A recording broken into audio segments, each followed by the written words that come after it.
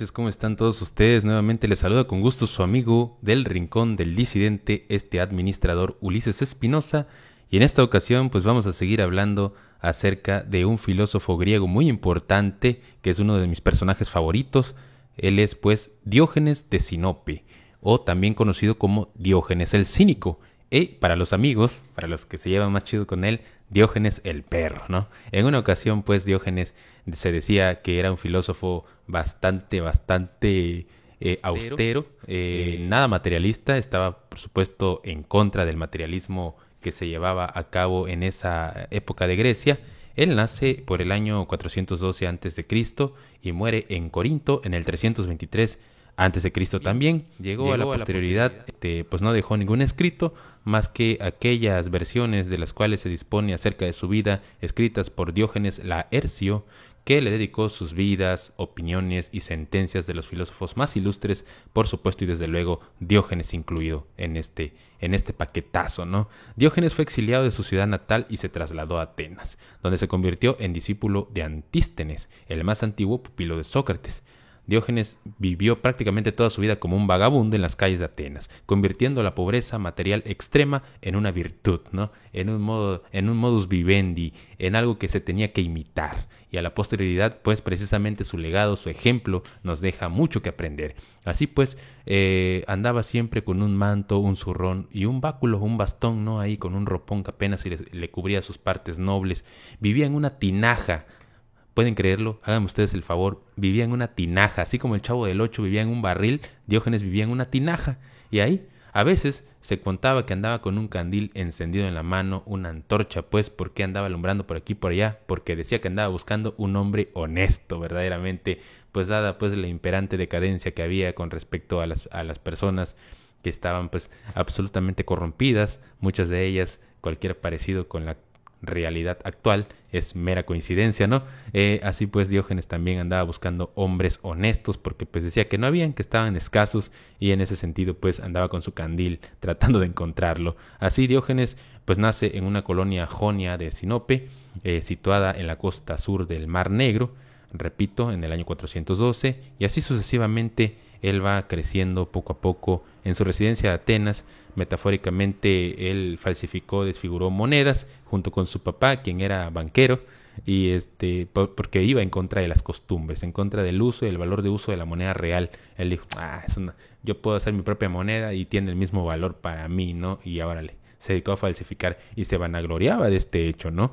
Así pues, él de alguna manera se afirma que cuando él se fue a Atenas con un esclavo llamado Manes, que lo abandonó. Poco más tarde Manes se le peló, se le fue.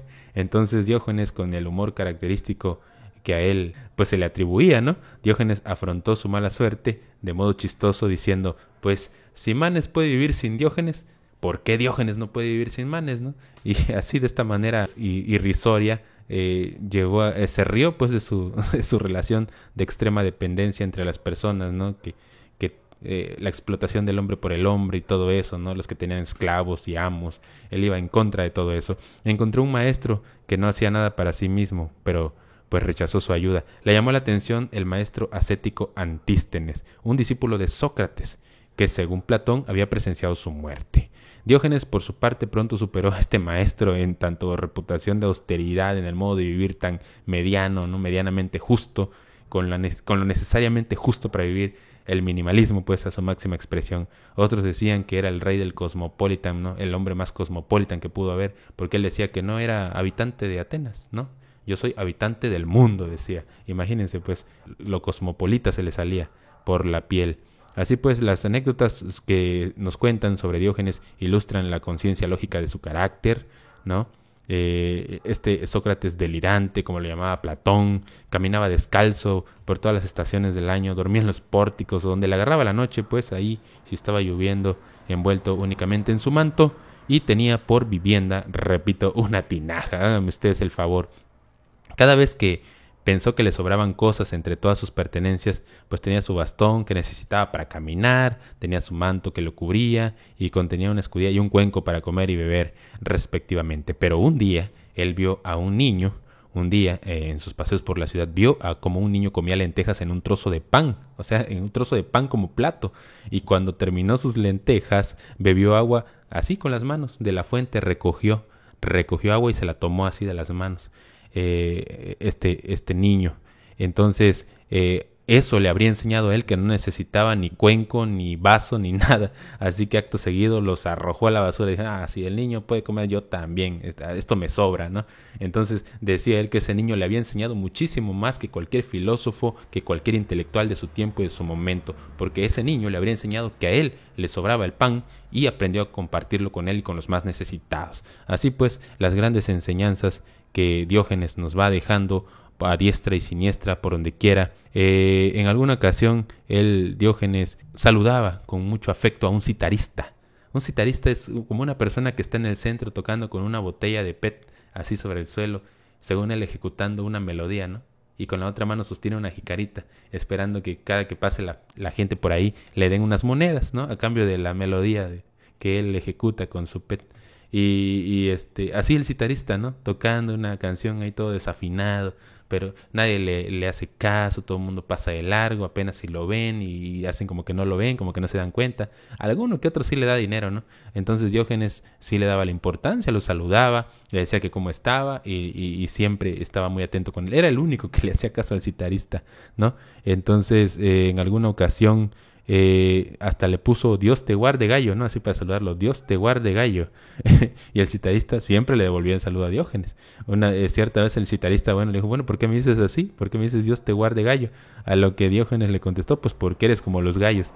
Cuando cantas, haces que las personas se vayan de tu lado, o que se muevan, que se empiecen a mover, ¿no? Imagínense, así, en ese sentido. Otro hombre le preguntó que por qué él siempre se preocupaba por el citarista, porque siempre lo estaba saludando y al pendiente de él, a lo que Diógenes le contestó, porque tal y como es, toca y canta, pero no le roba a nadie.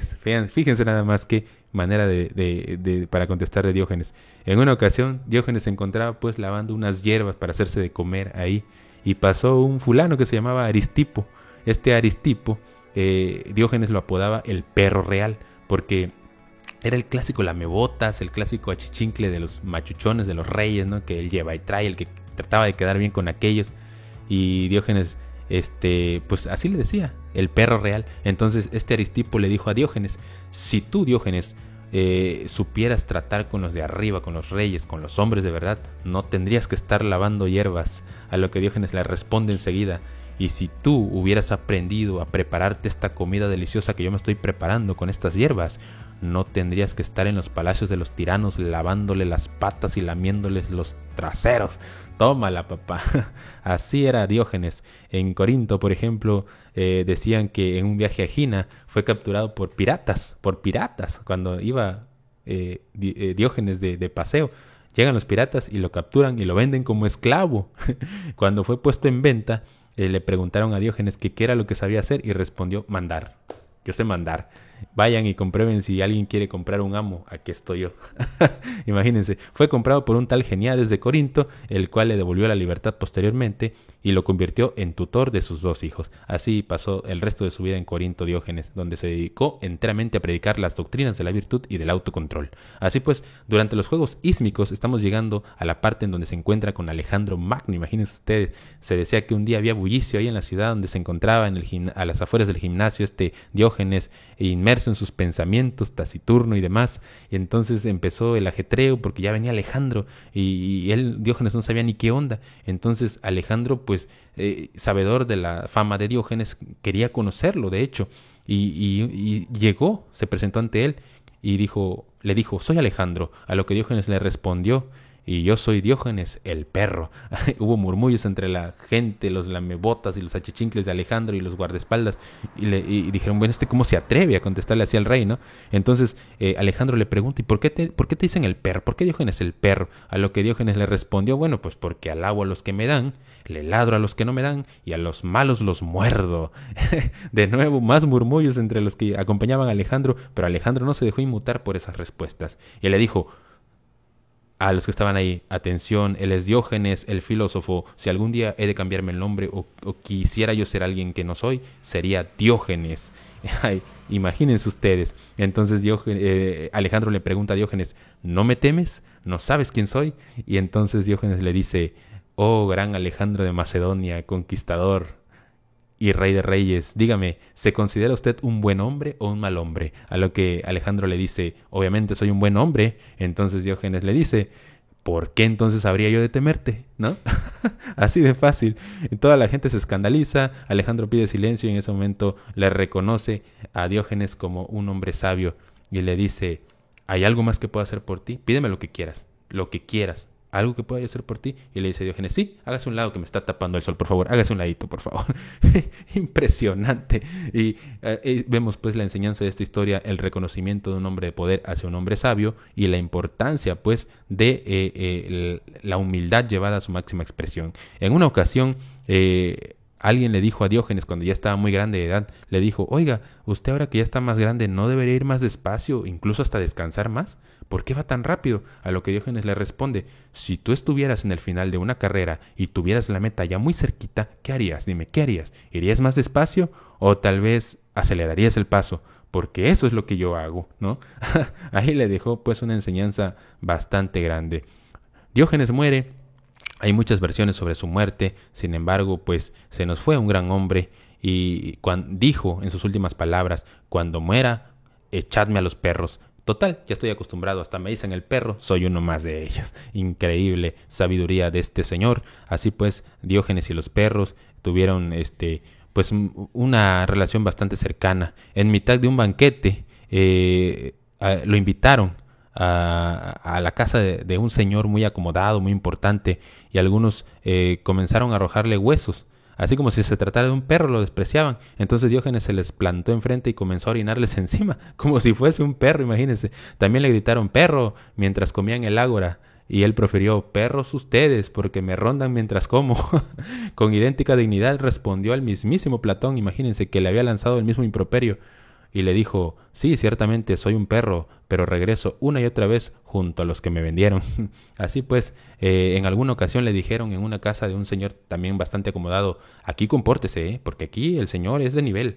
Y entonces Diógenes, al escuchar eso, dijo, ¿ah, sí? Empezó a gargarear, sacó una muy buena flema y le escupió en la cara al dueño de la casa. Entonces cuando le dijeron, ¿por qué lo hizo? Él dijo, pues porque no encontré el lugar más sucio para escupir que la cara de este señor. Imagínense ustedes, pues, impresionante la doctrina. Y así pues llegamos al final y vemos que pues esta escuela que nos deja para la posterioridad nos habla de lo subversivo ante lo pudoroso, pues de la manera en que uno tiene que ser lo más medianamente justo, vivir con lo justo, ser humilde, valores que al día de hoy urge rescatarlos, sacarlos del cajón de los recuerdos, del olvido y expresarlos a su máxima capacidad. Urge pues rescatar todos este tipos de conocimientos de alguna manera y pues también siempre aprender de Diógenes, porque fue un personajazo. Aprender lo bueno, porque también tiene cosas que verdaderamente fueron bastante polémicas, pero las cuales aquí no las vamos a tocar. Así pues, hoy nos deja Diógenes esta enseñanza, el rechazo cínico de las formas de civilización establecidas, de ese establishment, ¿no?, que se extendía a la ideal de paideía, que llevaba a los jóvenes griegos a practicar la gimnasia, la música, la astronomía, entre otras disciplinas, para alcanzar la arete, ¿no?, acá, el estatus. Él decía a Diógenes que si se pusiera el mismo empeño en practicar virtudes morales, el resultado sería mucho mejor. Imagínense. Así pues, este es Diógenes, el perro, y para todos ustedes, de parte de su amigo del Rincón del Disidente, muchas gracias.